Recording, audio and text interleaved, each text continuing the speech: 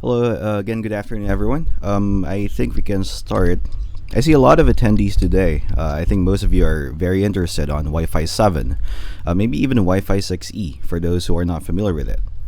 So that will be the topic for today's webinar. Wi-Fi 6E, Wi-Fi 7. What are these technologies? Why are they coming so fast?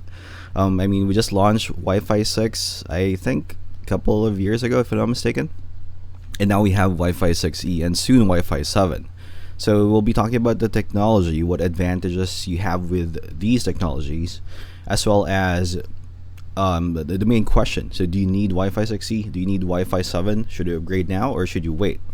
So let's begin. So for any questions, you can just type it on the chat, or you can use the Q&A function on Zoom. So I think chat is already enabled. So yeah, by the way, this webinar, as usual, would be recorded and we will be posted on our YouTube APAC page. It would also be posted on Ingenious Academy afterwards as well.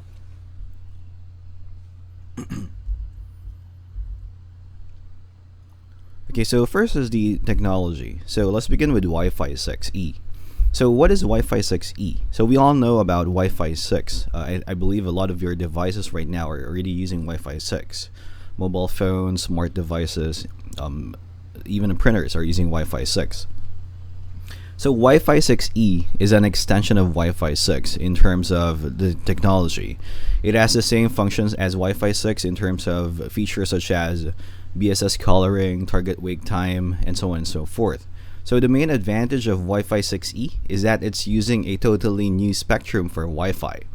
So for the past, I don't know how many number of years since Wi-Fi launched, we have been using 2.4 gigahertz and then there's 5 gigahertz. So Wi-Fi 6E brings a new spectrum, which is on the 6 gigahertz band. So there's a lot of benefits in terms of using the 6 gigahertz band. First is, of course, capacity. So 2.4 have been pretty congested nowadays, even a long time ago. So a lot of access points, a lot of devices are using 2.4, and the channels on 2.4 is quite limited. For Asia Pacific, we can use 13 channels, and most devices nowadays are just broadcasting here and there. So 2.4 you would definitely have a bad connection in terms of the Wi-Fi experience when you're connecting to 2.4 versus 5 gig. So So 5 gig is still okay in some areas, but in commercial spaces, 5 gigahertz is getting pretty congested as well.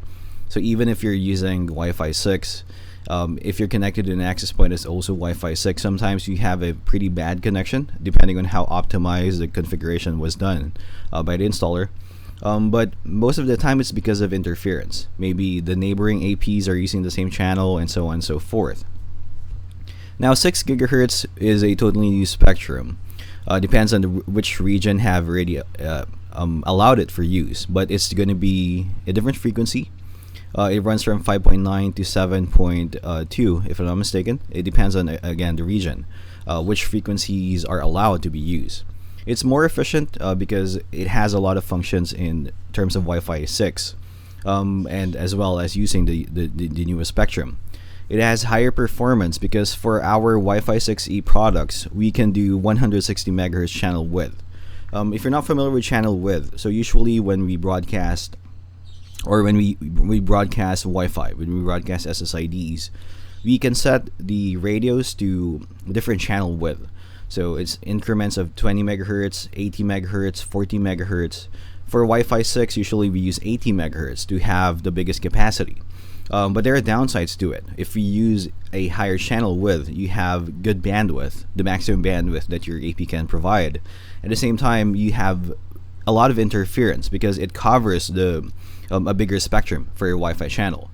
So, for example, on the Wi-Fi on 5 gigahertz, if you're using, let's say, 20 megahertz, you have 4 channels between 36 until 48. If you set it to 40 megahertz channel width, and then that's divided into 2 channels. If you set it to 80 megahertz, so that's only 1 channel. So effectively, if you set your 5 gigahertz radio to 80 megahertz, for the full spectrum, you only have 1, 2, 3, 4, 5, 6 channels in total. Depends on other regions, that may be even less than this. So if we bring 160 megahertz into the equation, then you only have effectively 2 channels that you can use. You have very good bandwidth, but then your interference is high. Now this is where 6 gigahertz comes in. You can see the spectrum is quite wide, so 5.9 to 7.1. So here, if you set even at the highest channel width of 160 megahertz, you still have 7 channels to choose from. 80 megahertz have a lot, and definitely there would be less APs deployed right now that are using 6 gigahertz. Now, what are the use case for Wi-Fi 6 or Wi-Fi 6E? Why do we need bigger bandwidth? Maybe you guys are thinking my internet service is more than enough for the current Wi-Fi system that I'm using. Maybe you're subscribed to 1 gigabit per second internet speed, so your access point is running Wi-Fi 6. Maybe that's enough. But nowadays, the multimedia, the platforms that we're using, maybe your television, your smart TVs, AR, VR. Soon Apple will be launching Vision Pro, I think that's what it's called. That will be using a fast connection as well, which can deliver the data of in terms of streaming services. A lot of applications right now as well, again for multimedia. For example, collaborations. Maybe there is a company that is utilizing services directly off a server. Maybe they're using applications, maybe they're collaborating in terms of modifying video files. Maybe there's a group of people who are modifying content, the same content, but off the same server on the local network. So definitely these types of applications would require more bandwidth. So it's not just for internet, but also for intranet services as well, like the samples that I have just mentioned. So internet would of course follow soon. Right now 1 gigabits per second is I think almost average for some countries. Maybe some countries still at 100 meg. But yeah, internet will follow soon. But the main application for Wi-Fi 6E or the 6 gigahertz frequency is for intranet services.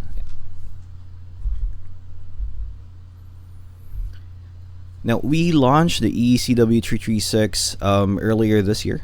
So this is a tri-band access point, 4x4 on each band. So you have 2.4, 5 gigahertz, and then 6 gigahertz. Now this can deliver up to 4.8 gigs on the 6 gigahertz band. So combine it all together, you have a lot of bandwidth on 2.4, 5 gig, and 6 gig. So definitely this unit can cater to a lot of concurrent users. But the question is, can your device already support Wi-Fi 6E? Or is Wi-Fi 6E already allowed to be used in your country? So later on, I'll talk more about that. So going back to 336, it's equipped with a 5 gigabit Ethernet port because of the bandwidth that it can supply for Wi-Fi. So this works well with our multi-gig switches. You can power this up using PoE Plus or 802.3 AT. And yeah, if you pair this with our multi-gig switches, then you can fully utilize the capacity of this access point. So just to summarize what Wi-Fi 6E is. So it's the same as Wi-Fi 6 with all the latest technologies that Wi-Fi 6 brings, but it unlocks the 6 gigahertz spectrum, which can improve bandwidth, connectivity, latency, optimization in terms of the connection, since there would be less deployments using Wi-Fi 6 or using 6 gigahertz right now. And yeah, it just unlocks a very, very fast bandwidth for you. It's like unlocking a new superhighway for the Wi-Fi connection. Now, Wi-Fi 7. So Wi-Fi 7 is totally new. So Wi-Fi 7, of course, it also utilizes 2.4, 5 gig, as well as 6 gig. But the difference between Wi-Fi 6E and Wi-Fi 7 is that if Wi-Fi 6E is currently using the Wi-Fi 6 technology, it just unlocks the new spectrum. So Wi-Fi 7 applies to all the radios that you have. So Wi-Fi 7 technology applies to 2.4, 5 gigahertz, as well as 6 gigahertz. So even if your device does not support 6 gigahertz, it's still backwards compatible for 2.4 and 5 gig. Now, what are the benefits of Wi-Fi 7? So for Wi-Fi 7, let me just minimize this control.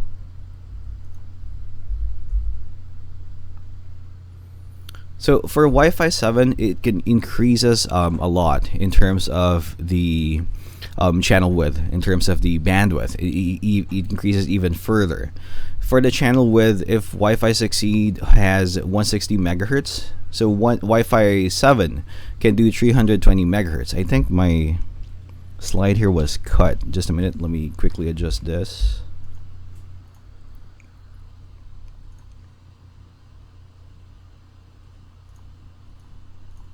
Yeah, sorry. Just now the upper part of my slide was obstructed. So yeah, so Wi-Fi 7 quadruples the current modulation of Wi-Fi 6. So Wi-Fi 6 runs at 1024 QAM. Modulation for Wi-Fi 7 is 4K. And then the maximum channel width that you can utilize for Wi-Fi 7 is 320 megahertz. So that doubles it as well from Wi-Fi 6. One benefit is multi-link capability, which I'll discuss in a while. And it's one of the most exciting features of Wi-Fi 7. So again, what is Wi-Fi 7? So Wi-Fi 7 again is the latest technology. It doubles or quadruples almost every aspect of Wi-Fi 6 in terms of the bandwidth that you can utilize. So now it can do 320 megahertz. It can do 4,000 modulation. The key advantages are these. So you have your multi-link operation, multi-RU and puncturing. I'll discuss that as well. And then QoS protocols that are advanced on the Wi-Fi 7. So from a glance, you can quickly see that the bandwidth is quite a lot. So from 9.6 gigahertz or gigabits per second maximum for Wi-Fi 6E. On Wi-Fi 7, you have 36 gigabits per second.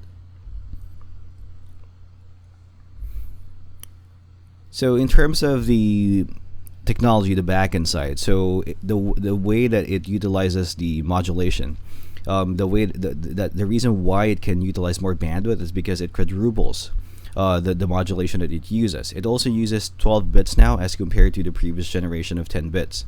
So it can pack more data into the transmission of the wireless signal.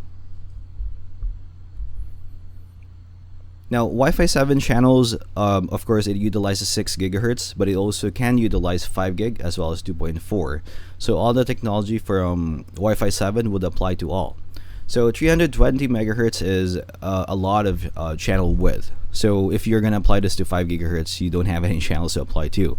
So for 6 gigahertz, you still have about 3 channels you can utilize at the fastest speed possible. But this would give you more than gigabits per second. Maybe it can give you like 5 gigs per second, depending on what device you're using. Now, what is multi-link operation? So what does it do? So currently, for all the devices that we're using, you can only connect to a single radio. So let's say your access point is dual band. It's transmitting 2.4 gigahertz and 5 gig. So depending on the device you're using, it would only choose one at the same time or at a time. So it's going to use either 5 gigahertz to have a better connection or 2.4 if you're quite far from the access point. So access points are smart enough to know where to put the client. If he's far from the radio, he's going to put you on 2.4. If it's close to the access point, it's going to transfer you over to 5 gigahertz for using band steering so that you have a better connection. A major advantage for Wi-Fi 7 is that you would be able to utilize both at the same time. So it's aggregated. So depending on the conditions, you can both use 2.4 and 5 gigahertz at the same time. Or it can be 5 gigahertz and 6 gigahertz. So that would not only double or even quadruple the speed that you're getting since it's combining both radios, but it would make latency a lot less, and download and transfer speeds can be way higher than before. So if you're just using, let's say for example, 5 gigahertz right now, if you still have some bandwidth on 2.4, you can utilize that. And if your 6 gigahertz connection is free and if your device is capable, you can utilize that as well. So you guys can see where I'm going here. So if you combine both radios as your main connection for the device, then definitely you would have a faster data throughput. Now, of course, the device itself should be able to support this. Later on, I'll go there as well. So another main function that Wi-Fi 7 improves upon is multi-resource units or multi-RU. So some brands would also include, for example, multi-RU puncturing, which we also support. Now, what are RUs? What are resource units? Let's go back to when we launched Wi-Fi 6 or OFDMA. So Wi-Fi 5 in the past, if you're transferring data, so imagine there are trucks which acts as the packets. So it would carry over some payloads. So depending on the user, depending on their bandwidth consumption. So let's say user 1 is transferring data using instant messenger, user 2 transferring or browsing the web, user 3 is streaming some videos. Now these trucks, these carriers, would transport that data one at a time. So that's using the old technology. So Wi-Fi 6 improves there because one single container can carry different payloads for all their clients. For example, user 1, 2, and 3, they're all combined at the same time. Now, what multi-RU is that apart from just delivering the payload or the different applications that you're using for multiple users, now for multi-RU, you can have multiple carriers as well that deliver the multiple payloads at the same time. So that means that there would not be any unused resources.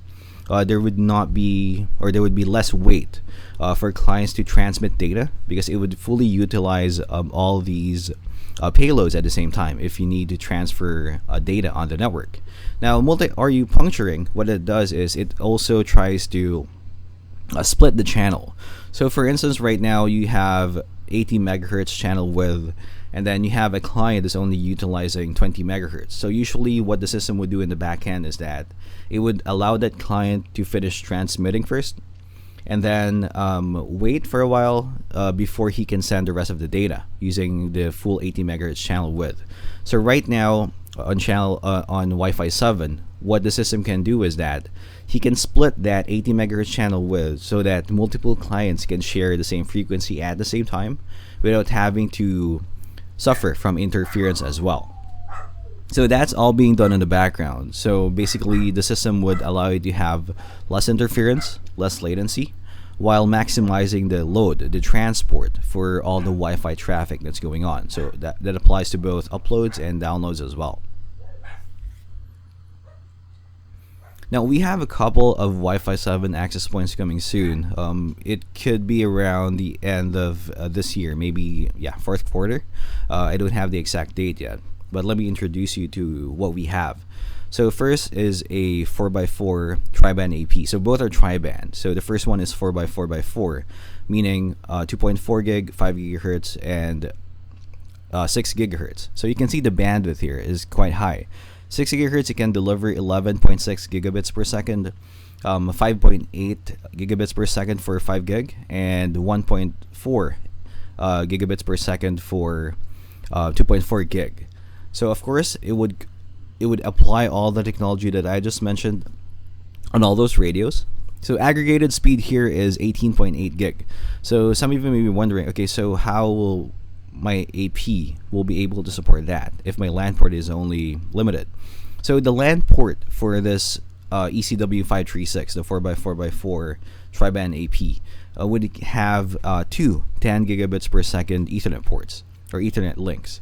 So if you already have the multi-G switches that are running 10G, you can fully maximize that by utilizing this AP. So this AP would also consume slightly higher power. So you would require a PoE++ device to power it up. So luckily, our multi-gig switch also supports PoE++,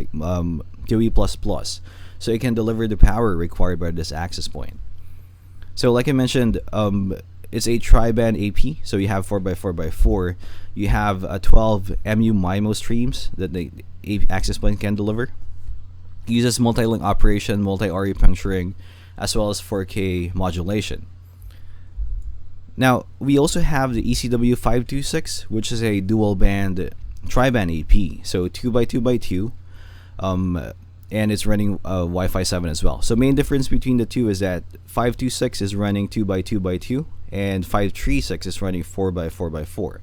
So essentially, it's the same functions and features, but you would have half the capacity in terms of the bandwidth transfer for this unit.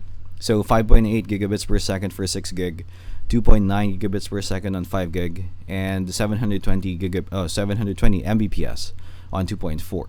But it still has the same technology as the previous model. You have your 320 megahertz channel width, you have your omnidirectional antenna, you have MU-MIMO capabilities, 4K modulation, multi-link operation, in which you can combine different radios, as well as multi-RU puncturing.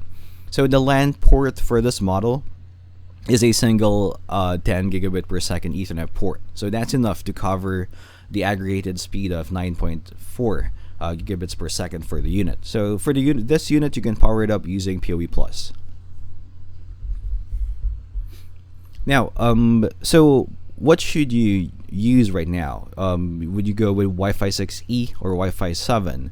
I was about to come up with a checklist, but that can be very intimidating. So let me answer that by giving you guys questions as well. So in order to know what you can use, first we need to know, does your region support 6 gigahertz right now? So this is a very important question, because even if you have a 6 gigahertz access point, so maybe you have the 336 with you, and then you have a compatible client device. So I believe almost all client devices right now still doesn't have Wi-Fi 7. Wi-Fi 6E has been there for quite a while. So a lot of Android devices, even iPhones, I think the latest one is already on Wi-Fi 6E, has 6 gigahertz support. But even if you have, let's say, those devices on hand, next question is it compatible? Because if the local regulatory body or the government still haven't mandated the frequencies that can be utilized by vendors in terms of broadcasting wireless frequencies, the hardware may be ready, but the software may be not yet. So there was one country, I forgot which one, where the operating system did not allow the use of the 6 gigahertz frequency until after a year that it was allowed locally. So yeah, a couple of important questions. So does your region support 6 gig, and are your devices compatible? So hardware side, there are a lot already. Mobile phones, laptops using 6 gigahertz frequency. The question is more on the software side, the driver side. Is it unlocked? How would you know if it's unlocked? Usually when you have updates, when you have newer drivers, they would list out the changelog. So try to see if your device already supports 6 gig locally, so that you can see if you can fully utilize this device. Next question would be, is your infrastructure ready? So these devices can deliver fast connection. But if, for example, the switch that you're currently using right now is still maybe 1 gigabit per second, then there's going to be a bottleneck or a choke point. So the access point can deliver a fast wireless connection, but when it goes through the LAN, when it goes through the local network, the servers, or the internet, then 1 gigabit per second will be the bottleneck. So in order to fully utilize Wi-Fi 6E and Wi-Fi 7, you should have at least a 5 gigabit per second switch. With the 336, the port is 5 gigabits per second. For the Wi-Fi 7 models that I just mentioned, the port is at least 10G. So you can still utilize the latest technology if you're using 1 gig or 2.5 gig, but in order to fully maximize it and not waste the capability of the unit, then it's much better to start upgrading the wired side first. So another question is, do you need to utilize higher bandwidth right now? If your clients are mostly using the data for internet, and then maybe their internet service subscription is 1 gig, maybe some of your clients are already using 10 gig, then we can analyze whether does their bandwidth, do they need to upgrade?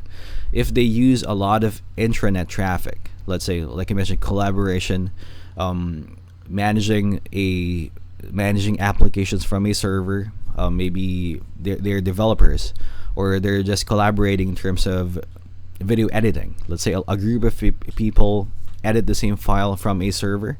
So these types of applications would usually require a lot of bandwidth over the intranet, the local network. So maybe Wi-Fi 6E or Wi-Fi 7 is great for them.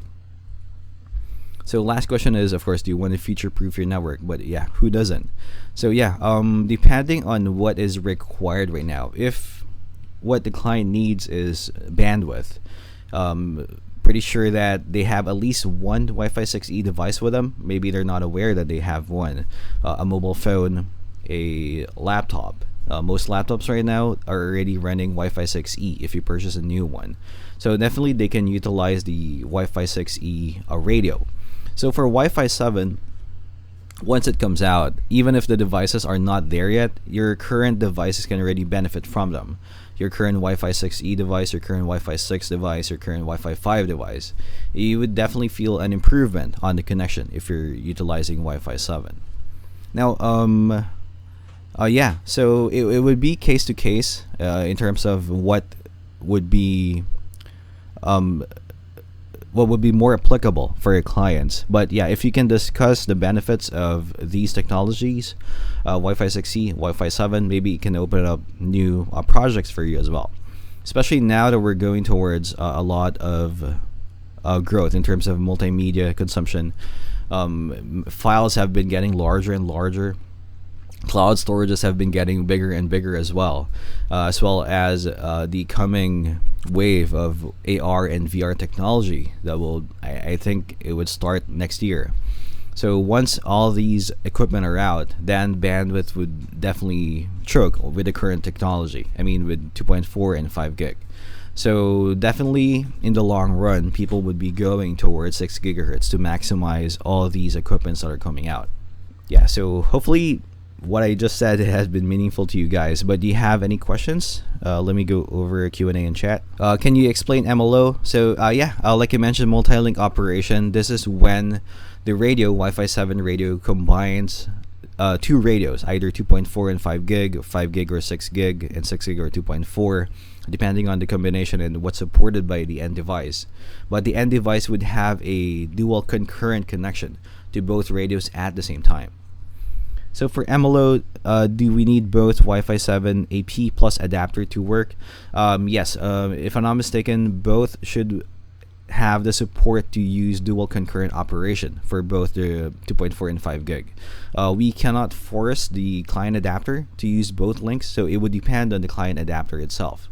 Will there be a fit model for Wi-Fi 6E and Wi-Fi 7? As of the moment, I'm honestly not quite sure yet, but if we have a plan to launch fit models for Wi-Fi 6E and Wi-Fi 7, we will let you know. So one more question here. If the current setup is Wi-Fi 5 or Wi-Fi 6, should we go for Wi-Fi 6E or wait out for Wi-Fi 7? What are the major considerations apart from the cost? Yeah, so cost is one thing. This would definitely be a factor for most end users. But if you are currently using Wi-Fi 5 or Wi-Fi 6E, if you really need to utilize faster bandwidth right now, and you are already using Wi-Fi 6E devices, maybe the latest Android phones, the latest laptops, then using Wi-Fi 6E would definitely have a lot of positive experiences for you. The bandwidth would already quadruple in terms of utilization. But yeah, try to check first if the region where you're at right now already supports 6 gigahertz for use, so that we can assure that the end device, which is more important, the end device supports or has Wi-Fi 6E unlocked. Can you please confirm which models support Wi-Fi 6 or Wi-Fi 7? So we have a lot of Wi-Fi 6 devices right now. You can go to our website, ingenious.ai, to check it out. We have a tabulation there of the different products. Let me quickly pull that up right now, just a minute.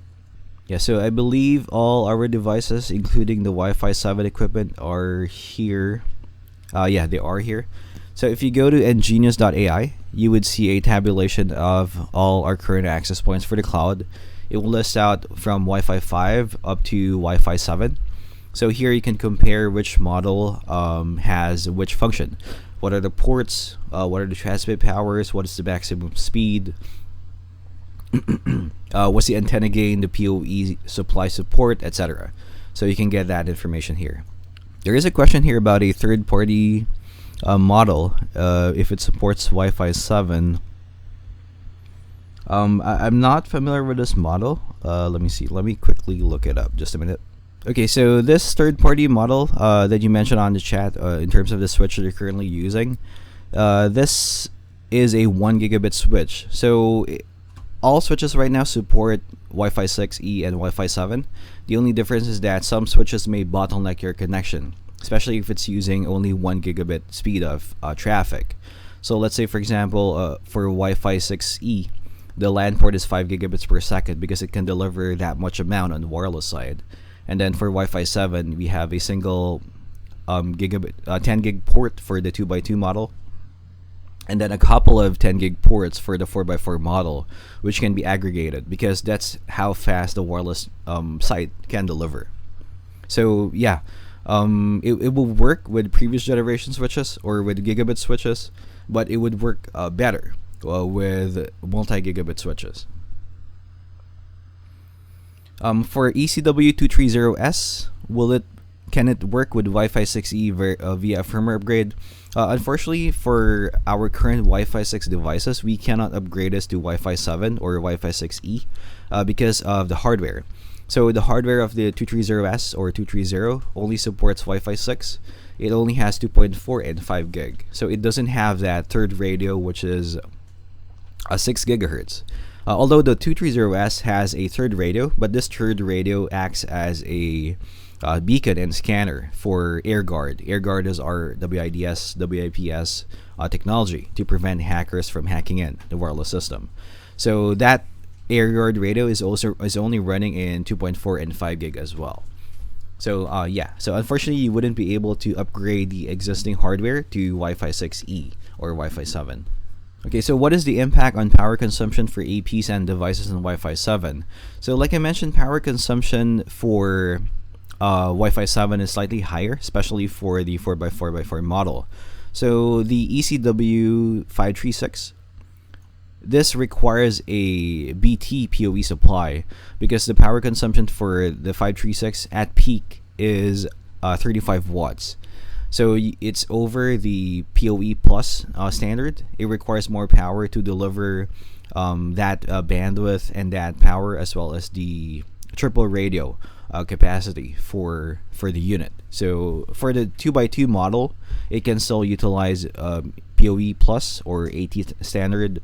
Same with the 336, it can also utilize AT supply or PoE plus. So only the 4x4x4 model, Wi-Fi 7, the current top model that we have, requires BT supply or PoE plus plus. By the way, if you just came in, so this webinar is recorded. It would be uploaded on our YouTube page as well, EnGenius APAC, as well as on EnGenius Academy. So EnGenius Academy has all the archive webinars that we have across different regions. So from US, from Europe, as well as APAC. I believe there is a webinar that US will be doing by end of the month, if I'm not mistaken. So it's about Wi-Fi 7 as well, but I think it's about Wi-Fi 6 or Wi-Fi 7 with different applications in terms of hospitality or healthcare sector. So you are free to sign up and join that webinar as well through EnGenius Academy. By the way, these slides, they are actually available on the website, but if you need a copy of the PPT that I just ran through, so I can share it to our sales team as well. So after the webinar, you can just ask it from our distributors or partners or directly from our regional sales team. Okay, so for those who have missed the first part of the webinar, I think a lot of people have joined in after I started. I can see double amount almost of the attendees right here.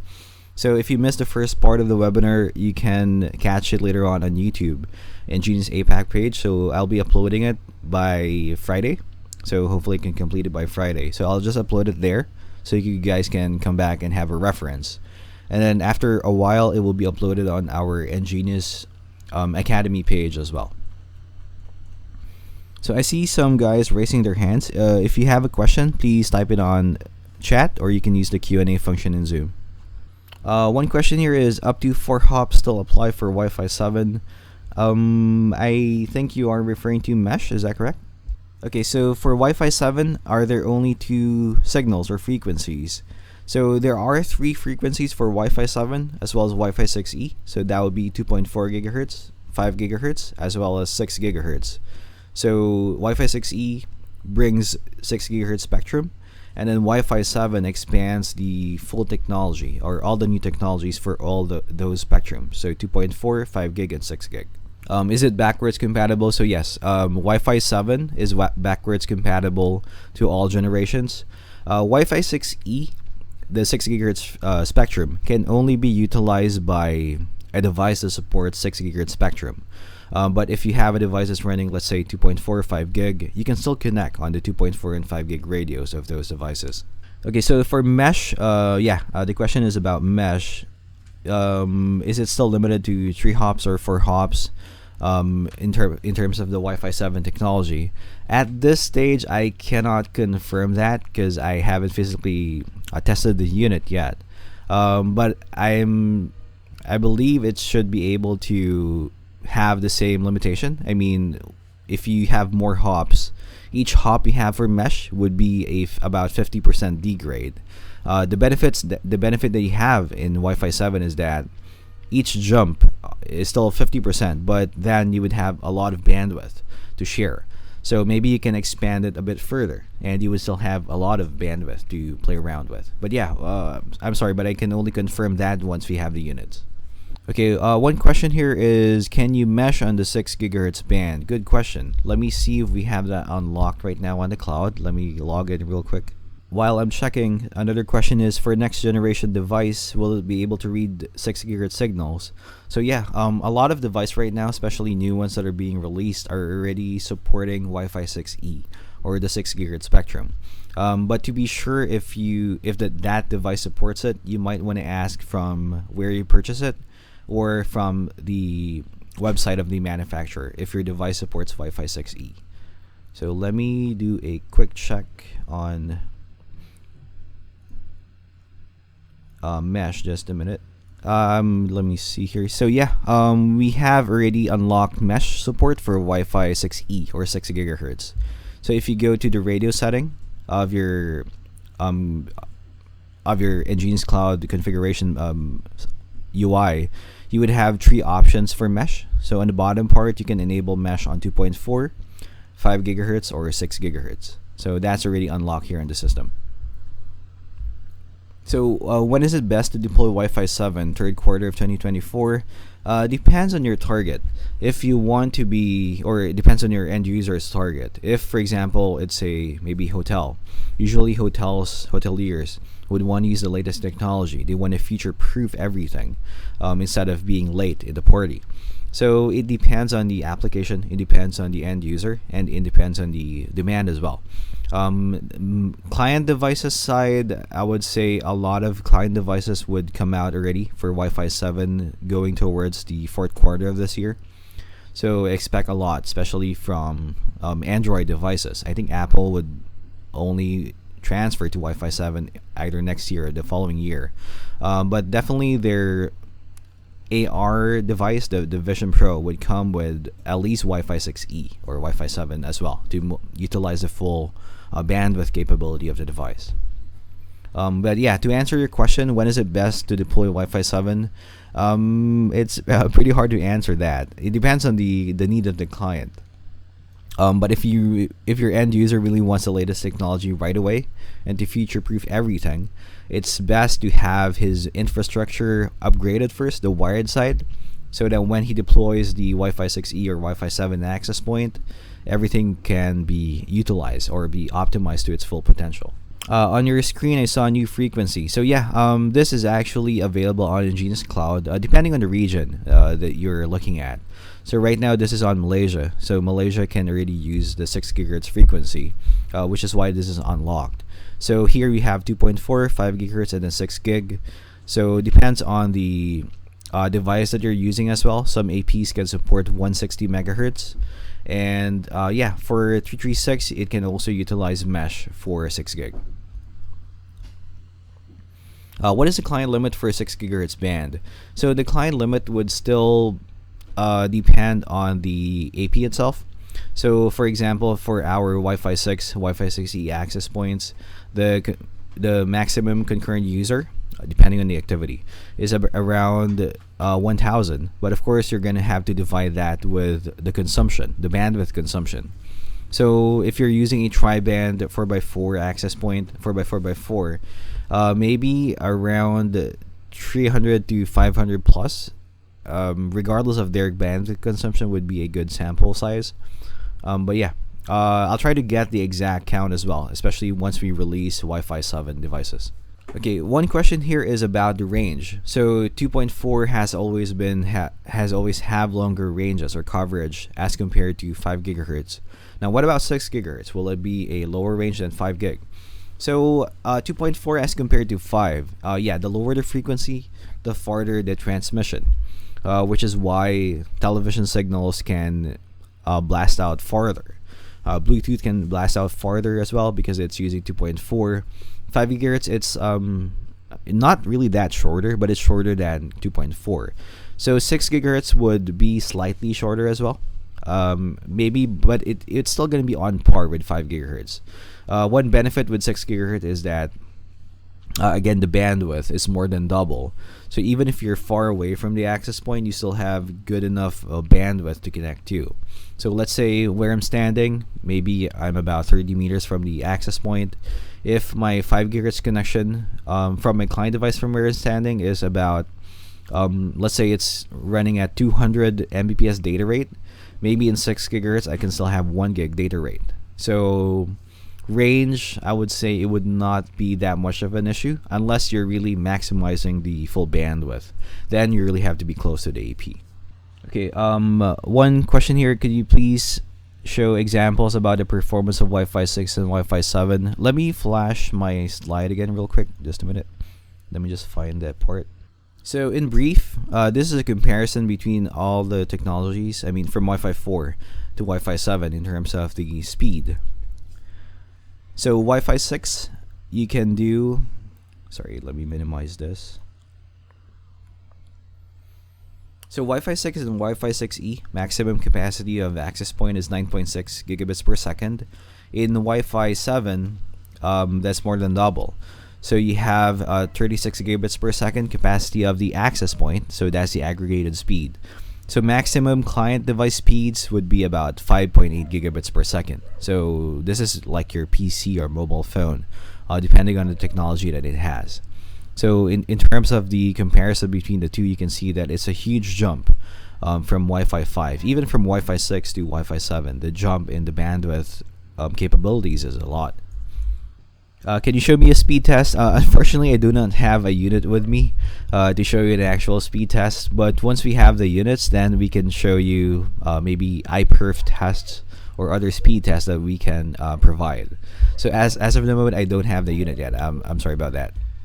So on chat, there are more questions. Let me just go there. Give me a moment. Regarding the product that supports Wi-Fi 6E versus Wi-Fi 7, would the difference be only the speed? So I think you missed the first part of my webinar. But if you want to go back to that, because I don't want to drag the rest, but you can check our YouTube page by Friday. So I'll be uploading a recording of this webinar so you can see the benefits between Wi-Fi 7 and Wi-Fi 6E. But one quick key advantage is, for example, multi-link operation or MLO. So with Wi-Fi 7, you can utilize 2 radios at the same time.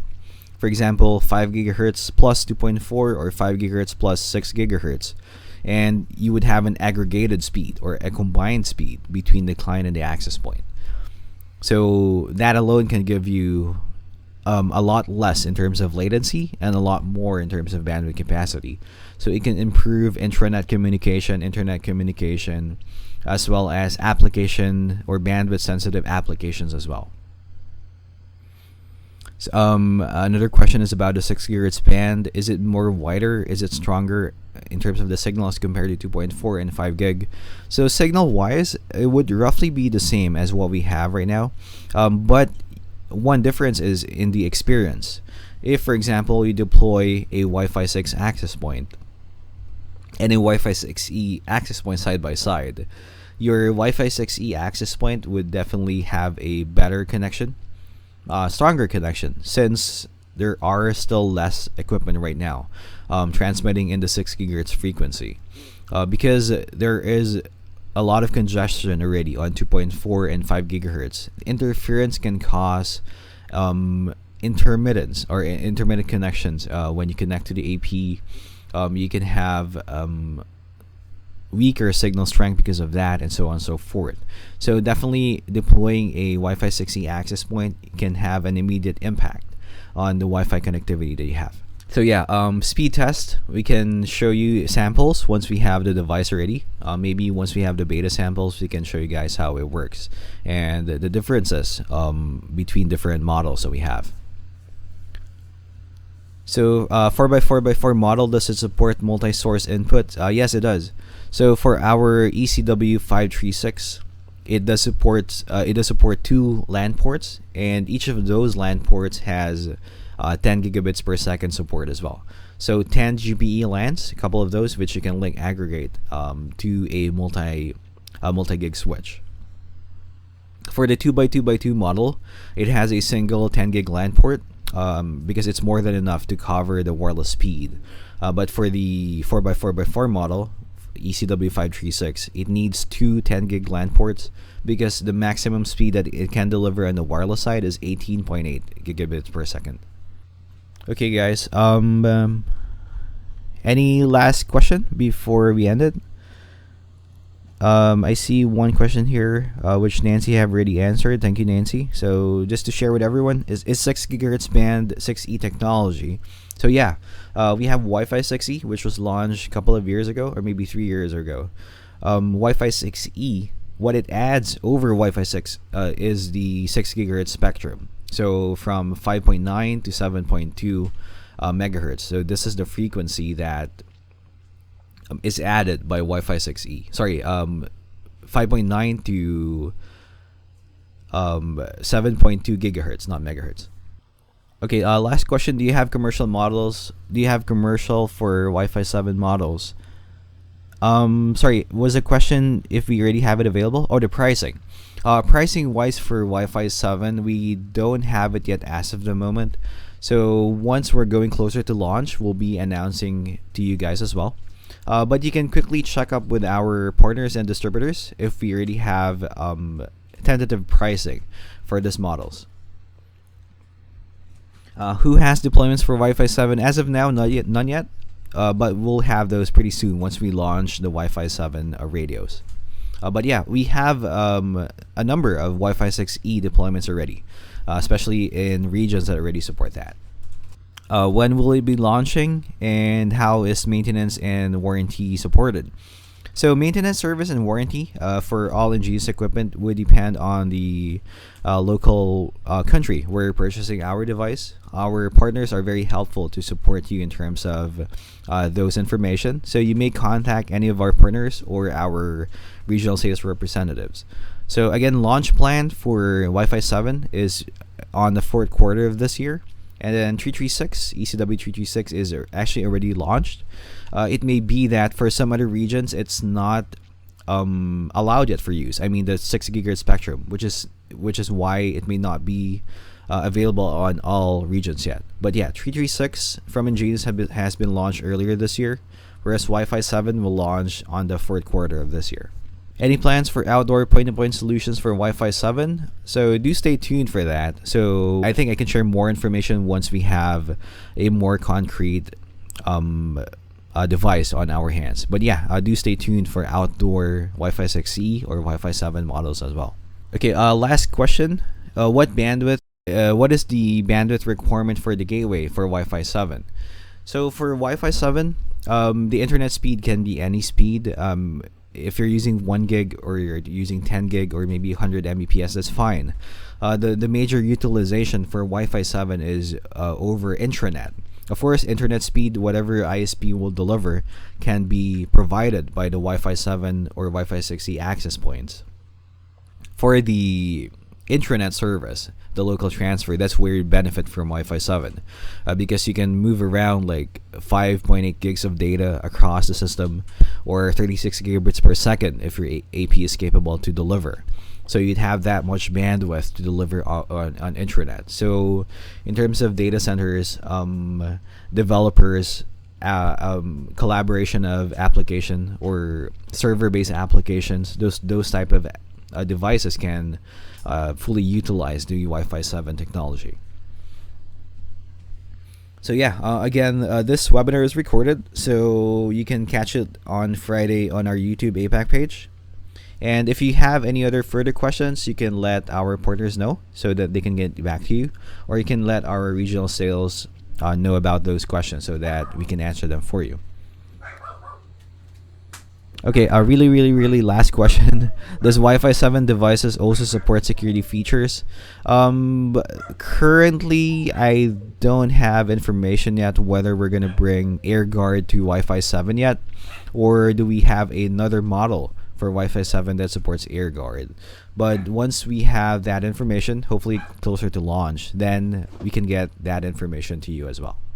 So yeah, thank you guys for attending today's session. Hopefully it's informative for everyone.